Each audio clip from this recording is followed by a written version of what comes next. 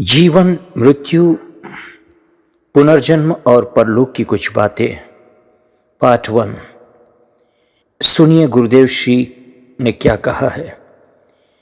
एक ही आत्मा का विभिन्न शरीरों में भ्रमण होता है, ऐसा मानने पर ही परलोक, पूर्व और पुनर्जन्म का सिद्धांत टिकता है। काल अखंड एकरस धारा प्रवाह है ही, पहले भी था, अब भी है और रहने वाला ही है।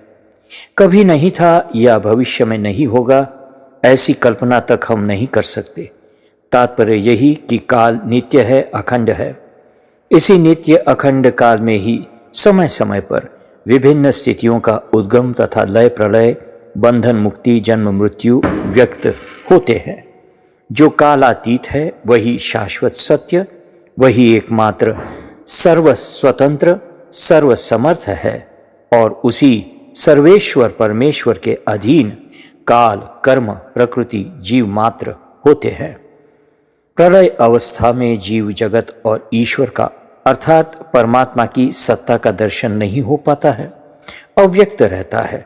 जब परमात्मा का संकल्प होता है तब उसी सच्चित आनंद के रोमांचित होने पर सृष्टि का बीज अंकुरित हो जाता है और तभी रूप, रस इत्यादि के साथ जीव जगत का क्रमशः व्यक्त रूप प्रस्फुटित होता है।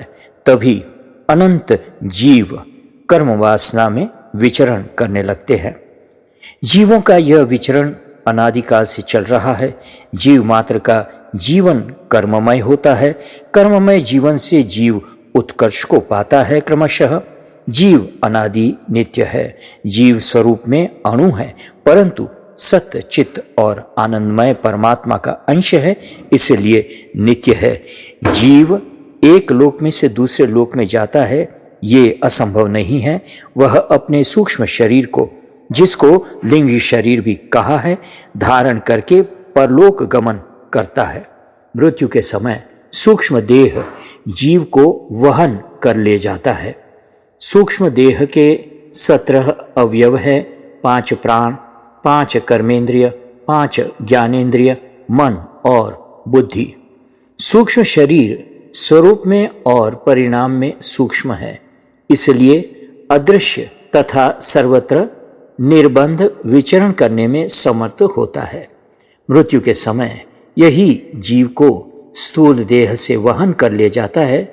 उस समय उसका नाम आतिवाहिक देव होता है और उसे ही प्रेत शरीर के नाम से कहा जाता है।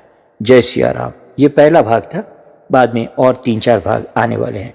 जय सिया राम, जय सद्गुरुदेव।